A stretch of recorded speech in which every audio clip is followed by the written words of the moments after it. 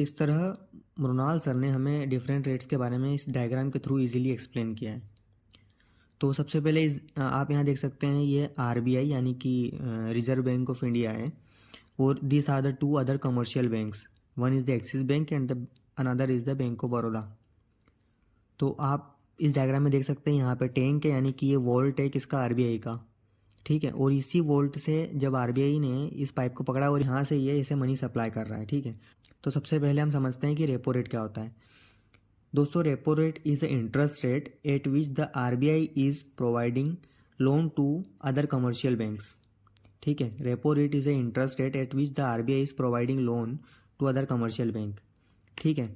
और friends, marginal standing facility is also another type of interest rate at which RBI is providing loan to other commercial banks.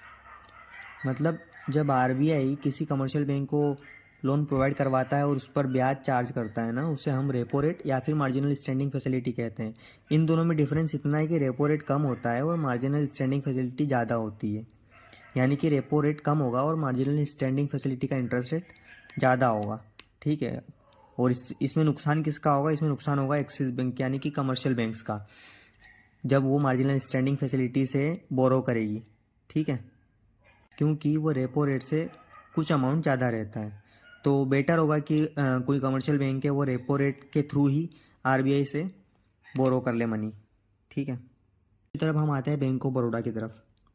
तो reverse repo rate वो rate होता है at which the any bank having surplus amount and they are depositing it into the RBI vault. आप देख सकते हैं यहाँ से जो बैंक ऑफ बड़ौदा के पास से जो कनेक्शन जा रहा है वो आरबीआई के वॉल्ट में जा रहा है, ठीक है। Amount of flow of money over here is in this way, okay. तो रिवर्स रेपो रेट वो इंटरेस्ट रेट होता है जब किसी बैंक के पास, जब किसी कमर्शियल बैंक के पास सरप्लस अमाउंट मनी होती है तो वो उसे आरबीआई में डिपॉजिट कर देता है, ठीक है। और आरबीआई में जब डिपॉजिट करता है तो आरबीआई को सर्टेन अमाउंट ऑफ इंटरेस्ट उसे पे करना होता है किसी कमर्शियल बैंक को। तो वहीं